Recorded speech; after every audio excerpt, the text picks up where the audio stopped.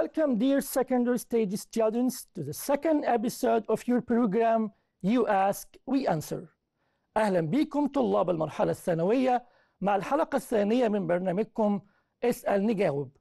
Today, inshallah, we will discuss together the main points of Unit 3 and Unit 4. Be ready and let's start together. يلا بينا مع بعض، خلينا جاهزين. Today, inshallah, we will discuss the main points of vocabulary. Firstly, نبدأ إن شاء الله مع الجزء الأول مع الكلمات الرئيسية of Unit 3 and Unit 4. But before we start our question, قبل ما نبدأ أسئلتنا, I want to remind you، عايز أفكركم كده بsome tips، بعض النصائح المهمة لما نيجي نذاكر الفوكابولري. طبعا الفوكابولري عندنا لازم any new word that you study، أي كلمة جديدة بتدرسها you should know its definition، لازم تكون عارف التعريف بتاعها. It's synonyms and antonyms، مرادفاتها، الأضداد بتاعتها، and also the prepositions، لو في حروف جر مثلا ولا حاجة بتيجي معاها، وكمان لو في collocations بتيجي مع الكلمة دي you should know it. لأن في الأسئلة بتاعتنا ممكن يكون السؤال على الديفينيشن، ممكن يكون عن السينونيم بتاع الوورد نفسها، يكون عن الأنتونيم بتاع الوورد، ممكن يكون preposition أو collocation. لذلك لما نيجي ندرس أي كلمة جديدة لازم ندرسها ونشوف كل مشتقاتها وكل الملاحظات اللغوية اللي عليها. Let's start by question number 1. My older brother has a space in math from Cairo University. My older brother has a in math from Cairo University. عندنا four choices: degree, license, and permission. لما نيجي نقرأ السؤال you should read the question word by word. اقرأ سؤالك كده كلمة كلمة، translate it into yourself، ترجمه كده مع نفسك، and then compare between the choices. عايزك دايما تقارن ما بين اختياراتك. ليه بتختار تشويس A مش B؟ ليه بنختار تشويس B مش C؟ لازم تبرر لنفسك ليه التشويس ده هو اللي صح والباقيين ما ينفعوش معاه. بيقول my older brother has a in math from Cairo University. أخويا الأكبر مني حصل على إيه في الرياضيات من جامعة القاهرة. هل degree؟ What does the word degree it?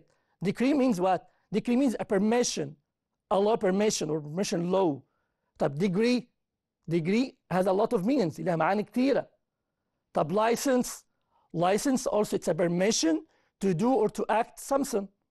طب permission طبعا برضو مش هتنفع. أنا سامع حد بيقول لي يا مستر إحنا خدنا كلمة degree has a lot of meanings، والمعنى هنا في الجملة دي يا مستر ينفع يكون the word degree لأن معناها درجة جامعية. برافو علينا. question number 1 هيكون my older brother has a degree in math from Cairo University. جميل جدا. let's go to question number 2. تعال نشوف السؤال الثاني بيقول إيه.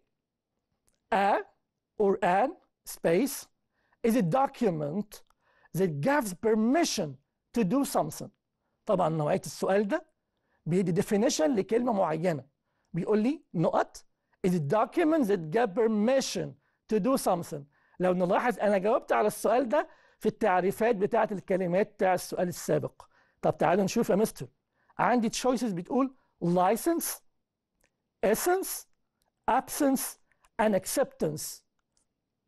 فكر بسرعة. برافو عليك. أنا سامع حد بيقول يا مستر ده definition بتاع كلمة license. برافو علينا. A license is a document that gives permission to do something. برافو علينا. Question number 3. My parents have always spaced me to work hard at school. My parents have always spaced me to work hard at school. جميل السؤال جدا. choices بتاعتي disappointed, depressed, discouraged, and encouraged. سامع حد بيقول لي يا مستر it's an easy question، ده سؤال سهل، أنا عرفت الإجابة يا مستر من غير ما أكمل because I have 3 negative adjectives. أنا عندي يا مستر 3 صفات سلبيين بيدوا معنى سلبي، وعندي a positive one، والمعنى هنا بيقول إن والداي have always دائما ما إن أنا أشتغل بجدية وذاكر بجدية في الدراسة بتاعتي. سامع حد يقول يا مستر الإجابة هتكون number D encouraged. برافو عليك. encouraged is the right answer. But before leaving this question قبل ما نسيب السؤال ده عايز أدي some tips بعض النصائح عن الجملة دي. أنا عندي الفيرب encourage. encourage معناها يشجع شخص على عمل شيء. لما verb encourage followed by an object يتبع بعده المفعول we use to plus infinitive like this example زي المثال ده encouraged me to work hard. طيب افرض احنا في الجملة دي don't have ما عندناش object after the verb encourage. لو مش عندي verb لو مش عندي object ما عنديش مفعول بعد الverb encourage يا ترى الاختيار بتاعنا هيكون ايه لو ما عنديش مفعول بعد encourage؟ هقول encouraged working hard. يبقى verb encourage اكتب الملاحظات المهمة دي طبعا. encourage لو في عندي بعدها مفعول باخد بعدها to plus infinitive، لكن لو مش بعدها مفعول بنستخدم الجيرند اللي هو الverb plus ing. طبعا هنا encouraged me to work hard وطبعا زي ما اخترتوا الإجابة كانت encouraged. Question number 4. I found university work very difficult but my friends were always very وعندي space. سؤال جميل جدا. تعالوا نشوف التشويس بتاعتنا. Number A judging. Number B avenging. Number C managing. and number D encouraging. يا ترى أنا هنا عندي contrast في الجملة بتاعتي بيقول I found university work very difficult. كانت صعبة جدا الدراسة في الجامعة ولكن في عندي هنا contrast يبقى أنا عايز هنا بعد كده صفة positive adjective هتبقى but my friends were always. أنا سامع حد بيقول لي يا مستر هنا هنستخدم encouraging as an adjective هنستخدمها صفة very encouraging. برافو علينا إجابة صحيحة. Question number 5. She would be a good nurse. She has a very kind space. شوف التشويس بتاعتنا person personal personification and personality. عندي هنا مشتقات لكلمة person الديريفاتيفز بتاع person. هل يا ترى هنا أنا محتاج noun محتاج verb محتاج adjective محتاج adverb؟ يا ترى هكون محتاج إيه؟ لازم أرجع وأقرأ الجملة بتاعتي. She would be a good nurse. She has very kind. هنا عندي adjective. الادجكتيف هنا طبعا تتبع بالناون. طبعا هقول هنا ايه؟ She has very kind. انا سامع حد يقول يا مستر احنا عندنا هنا 3 nouns يا مستر. عندنا person is a noun وعندنا personification برضه noun وعندنا personality noun لكن المينينز بتاعتهم is so different مختلفة جدا. هل هقول ان هي she has a very kind person كان عندها شخص جيد جدا وعطوف جدا ولا عندها تشخيص جيد ولا عندها شخصية جيدة شخصية عطوفة جدا؟ يبقى برافو علينا. أنا سامع التشويس بتاعي حد بيقول we have أو she has a very kind personality. تمام. Let's go to question number 6. I'd prefer not to talk about that. It's something very جميل. عندي the same choices. جميل جدا السؤال. لازم نلاحظ إن هيكون عندنا أسئلة من نفس النوعية في امتحاناتنا. تشوف الطالب عارف مشتقات الكلمة عارف امتى يستخدم الفيرب وامتى يستخدم الناون والادجكتيف والادفيرب ولا عنده خلط ما بينهم. تشوف التشويسز بتاعتنا personal person personality and personification. I prefer not to talk about that. نقرأ السؤال بتاعنا ترجمه لنفسنا نقارن ما بين إجاباتنا ونشوف مين فيهم اللي هيكون الأفضل ومين اللي هيأدي المعنى. It's something very. يا ترى it's something very إيه؟ I prefer not to talk. أنا لا أفضل إن أنا أتكلم في هذا الموضوع. ليه؟ قال له it's something very.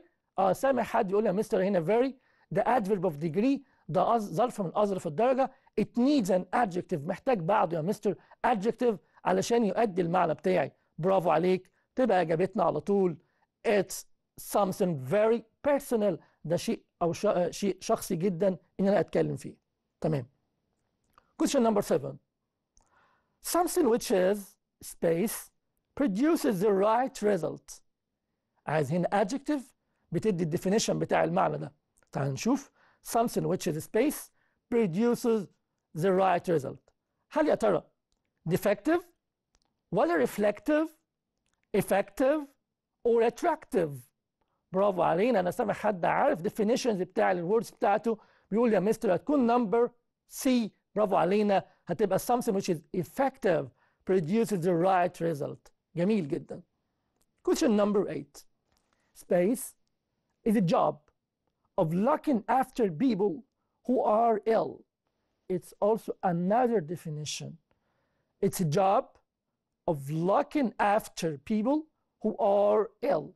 يا ترى ايه الوظيفة دي؟ accountant, nursery, nursing or hospitalizing. نقف هنا علشان عندنا two main vocabulary from unit 4. كلمتين مهمين جدا عندنا في unit 4. انا شايف حد محتار ما بين B وما بين C. يا ترى which one is the right answer؟ مين فيهم يا ترى الإجابة الصحيحة؟ مستر طب ما تيجي نرجع للأصل بتاع الكلمة نفسها. أنا عندي كلمة nurse. nurse it can be a verb، ممكن تكون فعل بمعنى يمرض أو يعالج أو يعتني به. also it can be a noun، ممكن تكون noun معناها ممرض أو ممرضة. but also it has another two nouns، فيها منها اسمين كمان. عندي كلمة اسمها nursing وكلمة اسمها nursery. لكن there's difference between the two nouns. في طبعا فرق ما بين الاسمين دول. nursery مختلفة تماما عن كلمة nursing. nursing طبعا في the word nurse بمعنى يمرض. هنا طبعا nursing اللي هو التمريض. لكن nursery يا مستر هتبقى ايه؟ قال nursery it has a lot of meanings، لها معاني كتير. من ضمنها ممكن it can be حضانة، ممكن تكون مشتل، ممكن تكون حضانة. يبقى نيرسري ليها أكتر من معنى.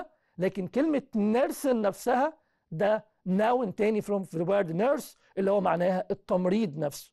يبقى هنا إجابتنا برافو علينا إن حد خلاص سمعنا الإجابة. حد بيقول نيرسن يا مستر، هي الإجابة الصحيحة. برافو علينا. نيرسن is a job of looking after people who are ill. Let's go to question number 9. To space 4 is to clearly explain why you think something is true or should be done. 2 space 4 is to clearly explain why you think something is true or should be done. نركز ونشوف التشويس بتاعتنا. bargain, challenge, review and argue. يا ترى which one is the right answer؟ دايما نقارن ما بين إجاباتنا، نشوف مين الأصح، مين اللي هيأدي المعنى الجملة بتاعتنا. أنا سامع حد بيقول لي يا مستر the last word آخر كلمة يا مستر argue for. argue for يعني يدعم أو يساند. تمام برافو علينا. طب تعالوا نفتكر مع بعض كده. كان عندي argue for وكان عندي argue against. argue for يدعم أو يساند، لكن argue against ده كان يجادل. تمام برافو علينا. طب في argue with يتجادل مع شخص. في argue on or over يتجادل بشأن موضوع معين. يبقى ناخد بالنا من البروبوزيشن والفريزال فيربس بتاعتنا. عندي هنا argue، في argue for يدعم أو يساند أو يؤيد. في argue against ده يجادل ضد. في عندي argue with يتجادل مع شخص. في عندي argue on argue over يتجادل بشأن موضوع معين. Question number 10. Dr. عائشة عبد الرحمن helped to improve women's space in society. تعالوا نشوف التشويس بتاعتنا. location, disposition, depression and position. يا ترى هنا التشويس الصحيح هتكون ايه؟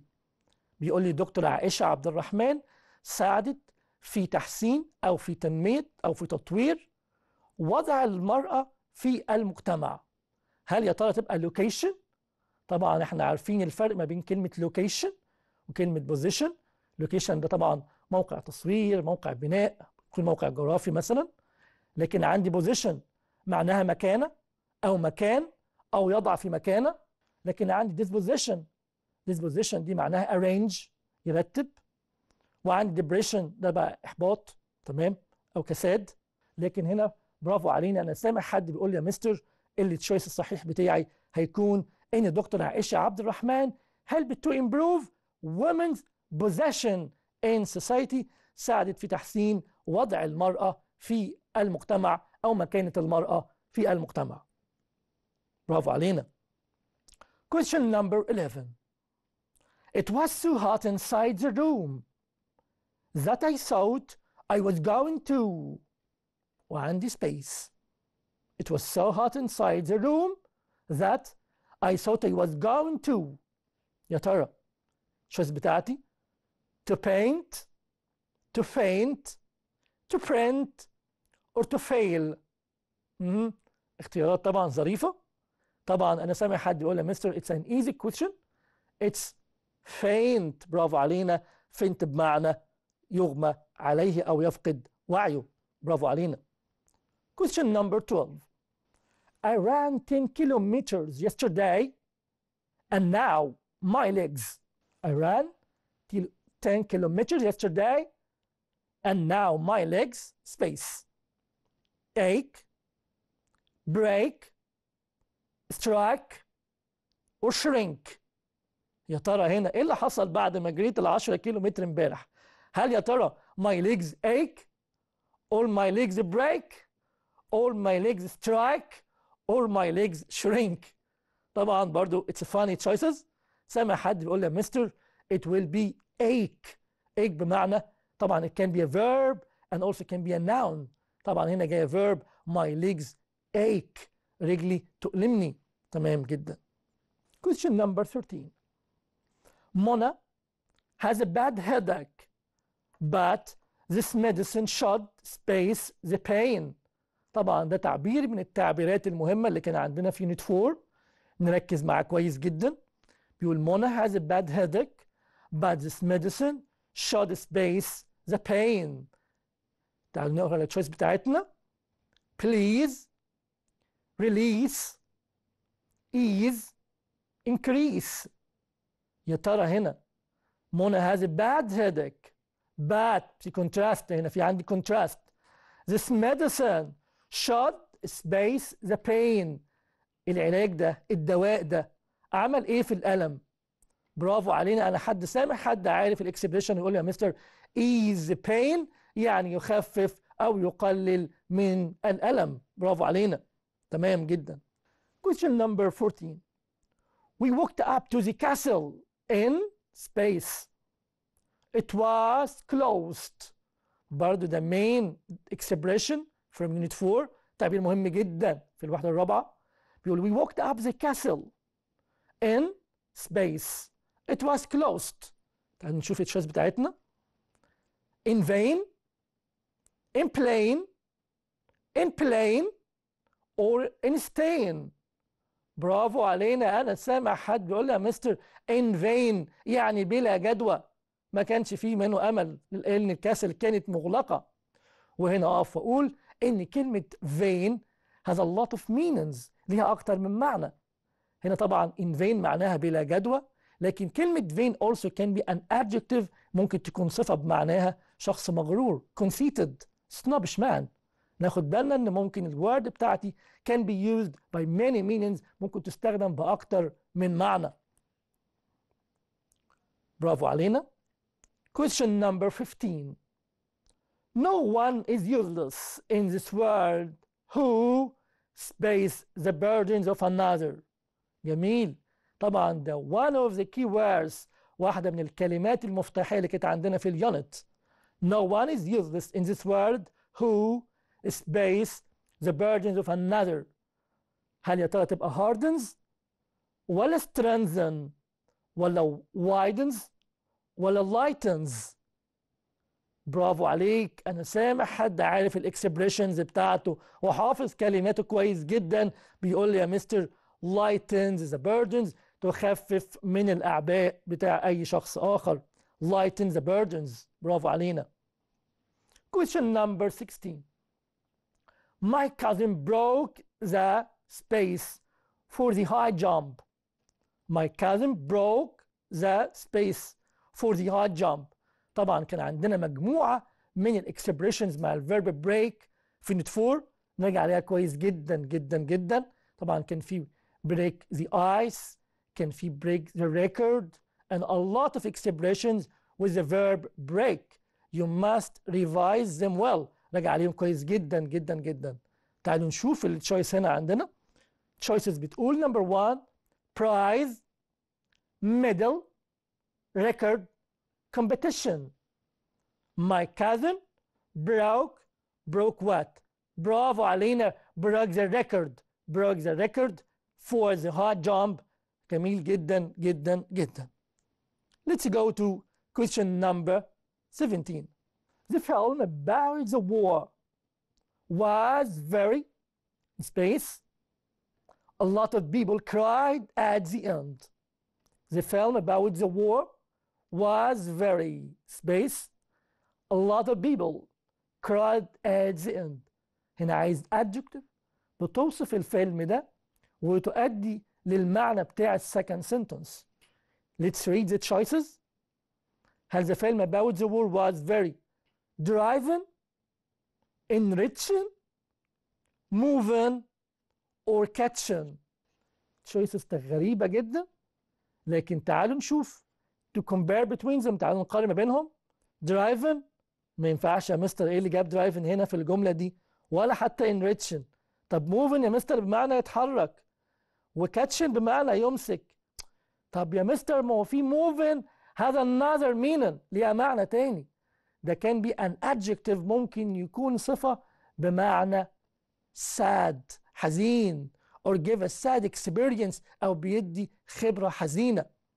The film about the war was very moving محرك للمشاعر، بيدي انطباع حزين.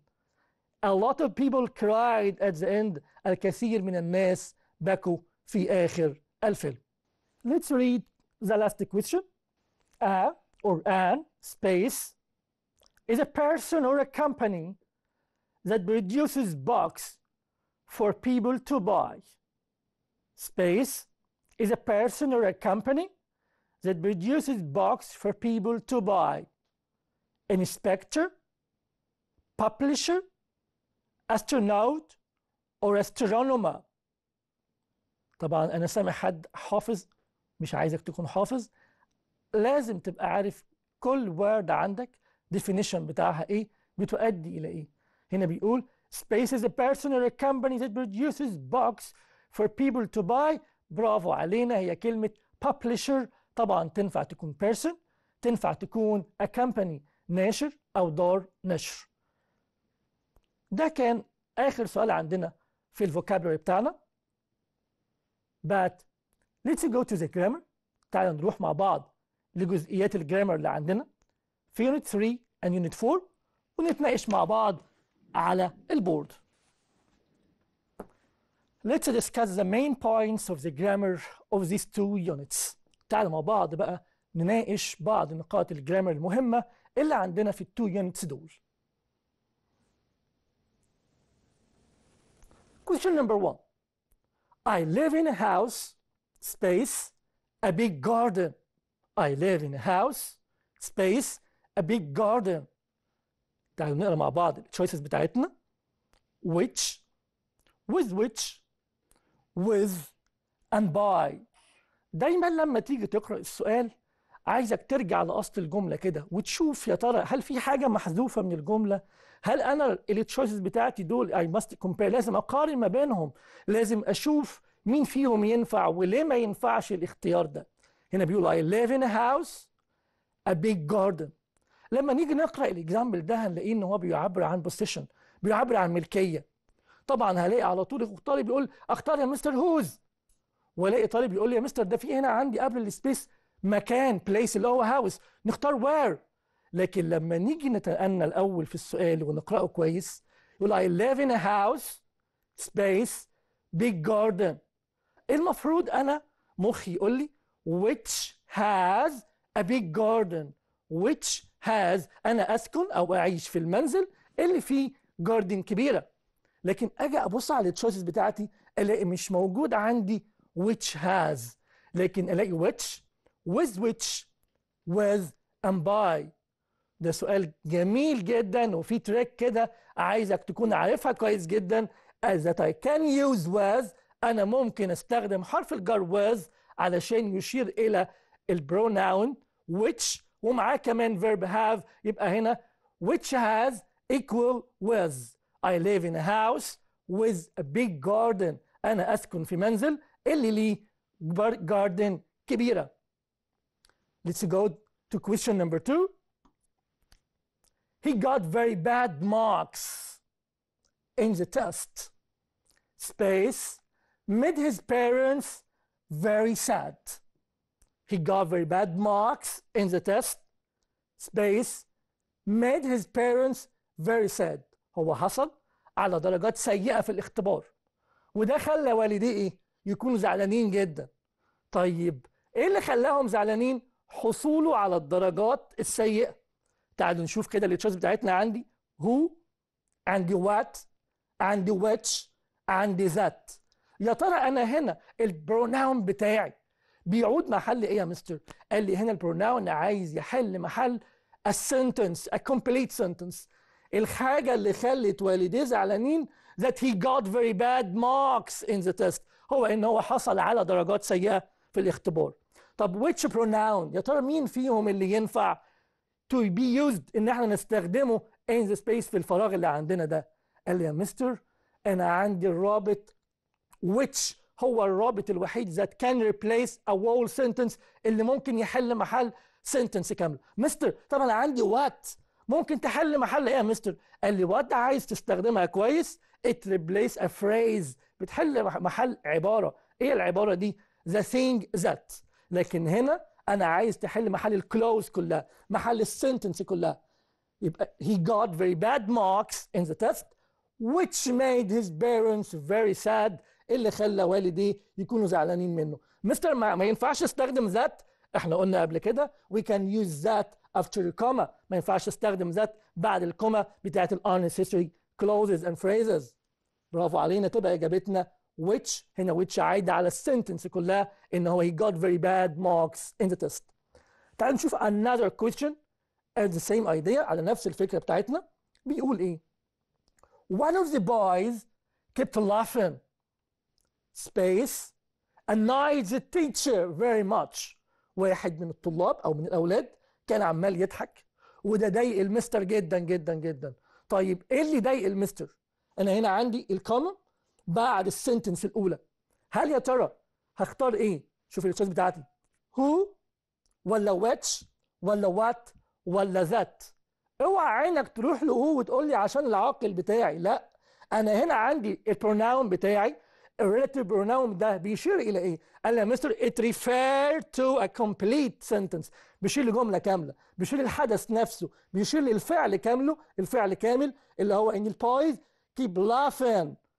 So برافو علينا. انا سامع حد بيقول لي يا مستر the same idea I will choose which. برافو علينا I'll choose which. One of the boys kept laughing which annoyed the teacher very much.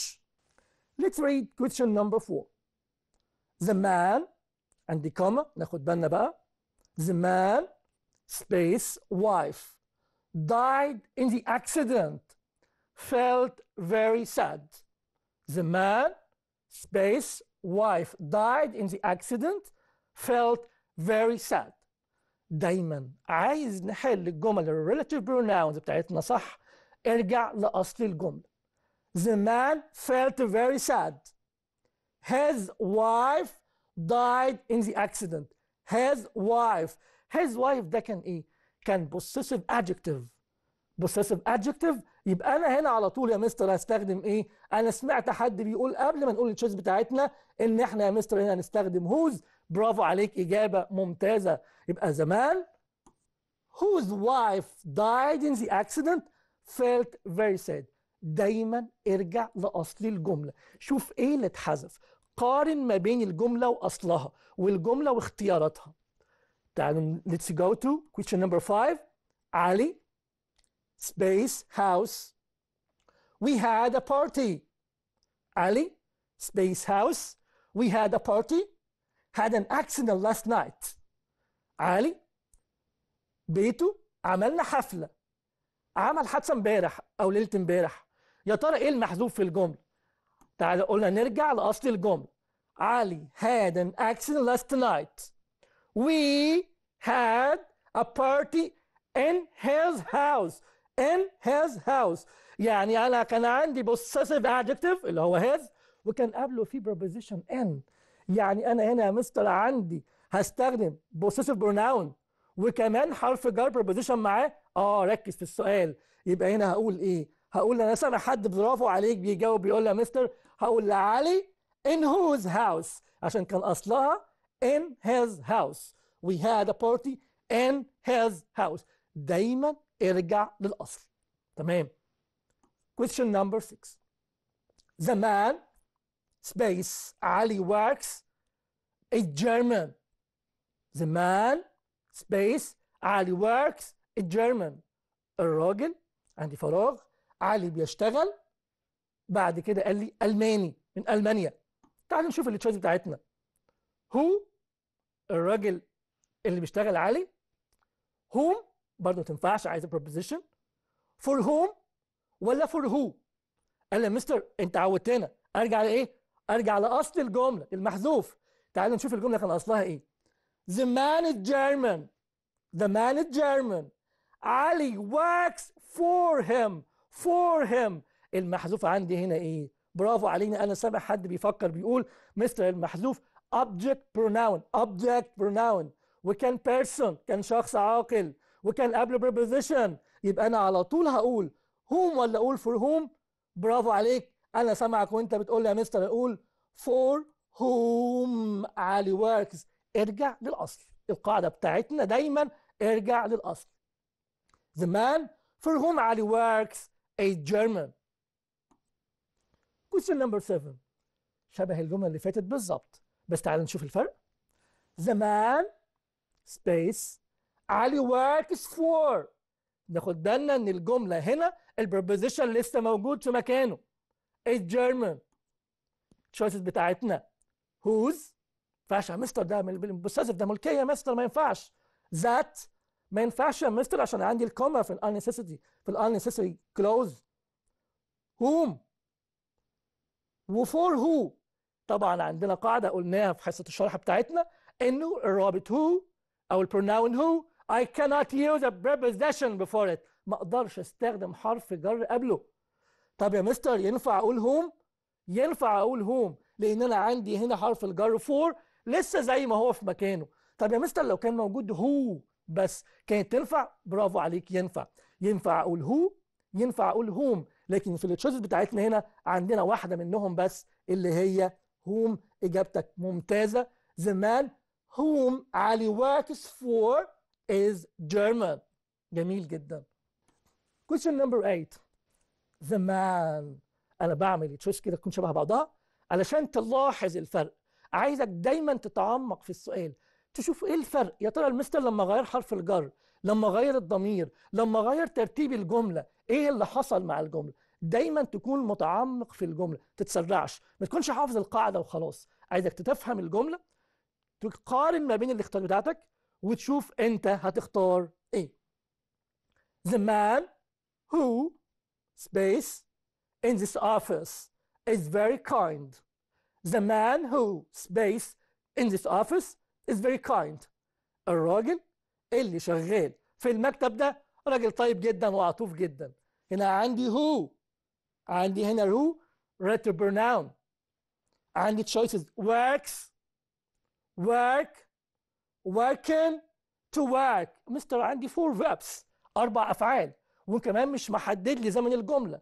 بس لما اجي اعمل مقارنه بين التشويسز بتاعتي الاقي ان كلهم التراكيب بتاعتهم ما ينفعوش غير تركيبه واحده بس اللي هي verb number 1. سمعك برافو عليك بتقول يا مستر هنا singular ده مفرد. دايما الفيرب بتاعي في البريزنت سمبل هياخد معايا هنا اس. هقول the man who works in this office is very kind. الراجل اللي بيشتغل في المكتب ده طيب جدا. ركز على المثال ده كويس جدا وتعالى عايزك تكمبير، عايزك تقارن ما بينه وبين النكست اكزامبل. The man the same sentence. ركز معايا. The man space in this office is very kind. نفس معنى الجملة بس هنا مفيش relative pronoun. هنا كان the man who works. هنا the man space in this office is very kind. يا ترى التشويس بتاعتنا تبقى ايه؟ نفس التشويسز يا مستر. عندي working، عندي work، عندي homework، عندي to work. يا ترى استخدم هنا ايه؟ هل استخدم working سوري، ولا work، ولا homework، ولا to work؟ مستر انت شرحت لنا قاعده في حصه الشرح وقلت that I can replace the pronoun. ممكن استبدل البروناون. I can omit the pronoun. ممكن احذف الضمير بتاعي in active voice في صيغه الاكتف. and I replace it by gerund. بستخدم بداله الفيرب بلس ing. اذا انا الجمله بتاعتي اللي كانت بتقول the man who works، لما حذفنا البروناون who لازم اغير شكل الفيرب بتاعي علشان يكون gerund. the man working in this office is very kind. بس انا سامع حد بيفكر ويقول لي مستر في حصه الشرح انت قلت لنا ان احنا ممكن نستخدم to plus الانفينيتيف، بس في الجمله دي ما ينفعش. يا ترى ليه؟ فكر، خد وقتك، عايزك تقارن. ليه هنا ما ينفعش ان انا استخدم to plus الانفينيتيف؟ انا سامع حد بيقول برافو عليك مستر، انت قلت to plus الانفينيتيف دي لما بيكون عندنا هنا رقم ترتيبي زي the first the second the third او كلمه only او كلمه last، وهنا مش موجودين عندنا. يبقى هنا على طول استخدم الجيرند. the man working in this office is very kind. لازم نتعمق في الجمله، نفهم الجمله بتاعتنا. question number 10. the house space he lived in cost him a lot of money. البيت اللي هو عايش فيه كلفه فلوس كتير.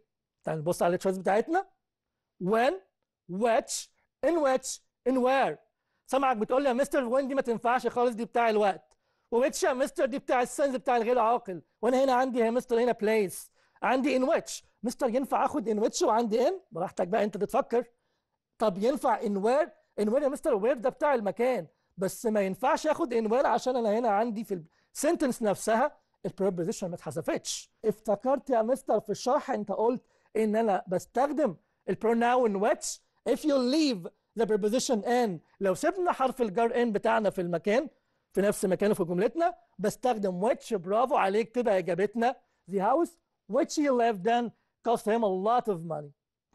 question number 11. we laughed space she said. احنا ضحكنا، هي قالت.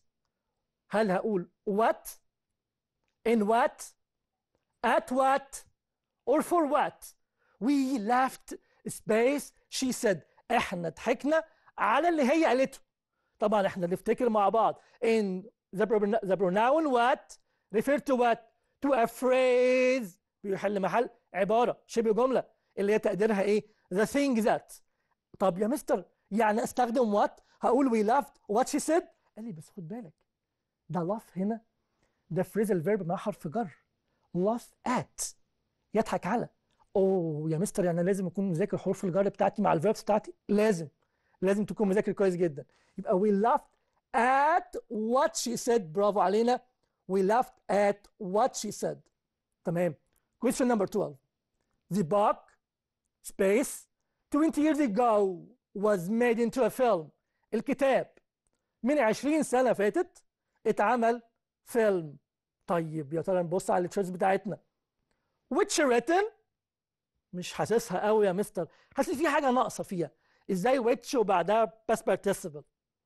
which was written ممكن يا مستر عشان انا عندي هنا thing وعندي passive ممكن. was written طب فين البروناون بتاعك؟ written ما ينفعش يا مستر، ده passive sentence. كتاب كتب. برافو عليك، انا سامع حد بيقول يا مستر دي جمله سهله جدا وعاديه. the book which was written 20 years ago was made into a film. برافو عليك. طب compare the sentence، قارن ما بين الجمله دي والسكند sentence والجمله اللي بعدها. تعال نشوف. the book space 20 years ago was made into a film. يا مستر نفس الجمله بس في حاجه مش موجوده. تعال نبص على التشويس بتاعتنا. written بس، which written تنفعش يا مستر. was written مفيش بروناون يا مستر. written يا مستر ده باسف ما ينفعش ing. انا فاكر يا مستر in passive sentences في الجمل الباسف if we omit the relative pronoun لو حذفنا الضمير بتاعنا ضمير الربط بتاعنا بعمل ايه؟ قال لي يا مستر you must omit verb to be لازم كمان تحذف معاه verb to be. The book written 20 years ago was made into a film. الكتاب المكتوب من 20 عاما تحول واتعمل فيلم. برافو علينا، إجابة ممتازة. The book written 20 years ago. أخد بالي من التو sentence. نركز يا شباب. Question number 14. The officer space I met at the police station helped me very well. الضابط اللي قابلته في اسم الشرطة ساعدني جدا جدا جدا. تعالوا نشوف التشويس بتاعتنا. بيقول لها مستر ينفع نقول هو ولا هوم ولا ذات ولا مستر كل الإجابات تنفع؟ بالراحة كده على الجملة ونشوف. ارجع لأصل الجملة. The officer helped me very well. الضابط ساعدني بشكل جيد جدا. I met him. أنا قابلته. I met him at the police station. أنا قابلته في اسم الشرطة. يعني يا مستر كان object كان مفعول وكان person كان عاقل. يعني يا مستر ينفع استخدم هو وينفع استخدم هو وينفع استخدم ذات. يعني يا مستر all answers كلهم صحيحة. برافو عليك. all answers جميل جدا. طيب compare the sentence قارن ما بينها والnext sentence والمثال اللي بعده. The officer space I met at the station or at the police station helped me very well. نفس الجملة يا مستر بس اللي choices بتاعتي متغيرة. مش عندي هو مش عندي هوم مش عندي ذات. طب هنعمل ايه؟ قال لي يا مستر انت قلت لنا قبل كده في حصة الشرح that I can link the two sentences. ممكن اربط الجمل without a pronoun. امتى الكلام ده؟ when it referred to an object لما بتكون بتشير الى مفعول. يبقى الجملة بتاعتي ممكن تمشي without no word or with no word من غير ولا كلمة. The officer I met at the police station helped me very well. جميل جدا. برافو علينا. Question number 16. This is the best book. ده أفضل كتاب. The best ناخد بالنا من superlative adjective. Space explains everything about space. choices بتاعتي which تنفع يا مستر. wait استنى اقرا اختياراتك شوف الجملة فيها ايه. whose and that مستر I can use which or that. مستر كان عندي إجابتين ينفعوا بس انت نسيت كان في تاب قلناها ان انا لما يكون عندي superlative adjective وكلمة any وكلمة all وكلمة none وكلمة no وكلمة some وكلمة few وكلمة little وكلمة much وكلمة many we we must use that not which. برافو علينا. انا عايزك دايما تكون صاحي كده وانت بتقارن ما بين الجمل بتاعتك. يبقى الجملة بتقول this is the best book that explains everything about space. Question number 17. The new system is better. النظام اللي انا شغال عليه ده افضل. Space it provides faster access to the internet. بيوفر لي سرعة وصول اسرع على الانترنت. تعالوا نشوف التشات بتاعتي. which in that by that. لما اجي ابص على الجمله دي كويس جدا الاحظ فيها حاجه جميله قوي ان انا هنا مش عايز relative pronoun اساسا. ليه يا مستر؟ لان انا عندي اساسا مفيش حاجه محذوفه هنا من الجمله. انا عندي the system موجوده وعندي في الجمله الثانيه بتبدا بالفاعل بتاعي it provides faster. ركز في المثال الجميل ده بقى. يعني يا مستر which ما تنفعش ولا in which. طبعا يا مستر in that ما تنفعش عشان that ما بيجيش قبلها preposition. انت قلت لنا كده. طب وباي ذات برضه ما تنفعش عشان قلت لنا ما فيش preposition قبل ذات. لكن اقرا الجمله وافهم كويس. بيقول لي النظام التشغيلي الجديد ده افضل لانه هو بيوفر لي وصول اسرع على الانترنت. ده انا عندي كلمه جديده استخدام تاني خالص. ذات هنا يا اولاد ليها معنى تاني خالص يا شباب. ذات لما يكون قبلها preposition in ده ليه معنى تاني خالص. it equals because. يبقى the new system is better because it provides faster access to the internet. يبقى ده ملوش دعوه بالبروناونز خالص. ده هنا بيديني سؤال كده علشان to check my understanding. شوفي انا فاهم اللغه ولا مش فاهم اللغه بتاعتي. سؤال جميل نركز فيه كويس جدا جدا. برافو علينا. Question number 18. All my money space enough to buy a new car. طبعا ده بعد اس 8 يونت 4 ان شاء الله هناخد منها جزء النهارده ونكمل الباقي مع حلقتنا الجايه ان شاء الله. All my money space enough to buy a new car. مستر all بلس uncountable noun على طول يا مستر الفيرب بتاعي بيكون singular. برافو عليك، هيبقى اجابتي على طول isn't enough to buy a new car. Question number 19. Space student in the class does their best. هنا عندي النون بتاعي هنا singular مفرد، الفيرب بتاعي هنا singular مفرد. طيب شوف التشويس بتاعتنا each every all A and B. ها برافو عليك. في ناس فاكره قال مستر ما ينفعش نستخدم all علشان all لو كان بعدها هنا النون بتاعي يكون plural countable noun هيقول all students، لكن هنا يا مستر ممكن هنا استخدم each، ممكن هنا استخدم every، اقول A and B. برافو علينا. question number 20 وده اخر سؤال معانا النهارده وان شاء الله نستكملهم في الحلقه الجايه. space students in the class do their best. شوف الشوز بتاعتنا each every all A and B. انا شايف حد بيقول لي يا مستر students هنا جمع plural والفيرب كمان عندي يبقى ما ينفعش يا مستر each ولا every، هنا استخدم يا مستر all. برافو عليك. all students in the class do their best. نقف عند النقطة دي ونستكمل بقيتها ان شاء الله الحلقة الجاية علشان ننتقل الى جزء اخر هو جزء السكيلز.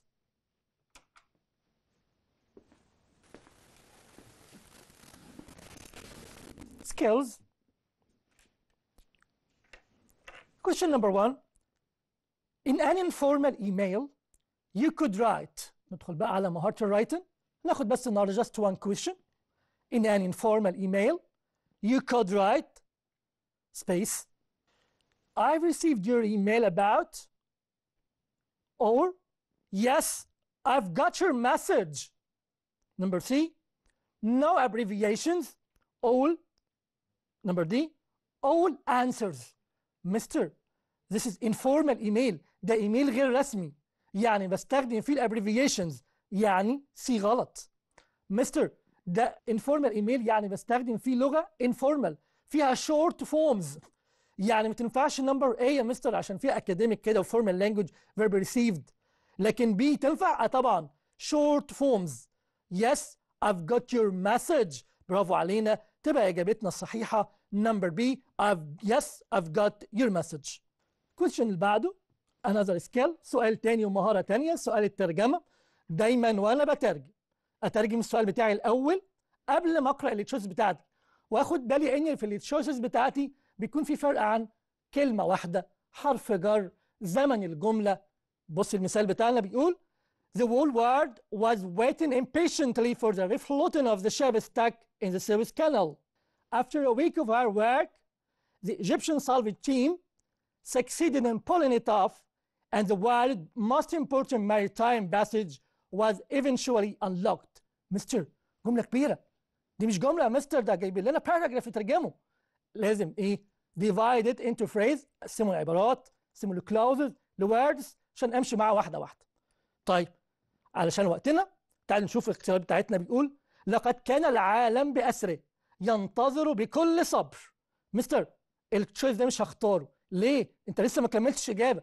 قال يا مستر بيقول لي بكل صبر وهنا بيقول لي impatiently. طب تعالوا نكمل يمكن تمشي صح. اعاده تعويم السفينه العالقه في قناه السويس، وبعد اسبوع من العمل الشاق نجحت فرق الانقاذ.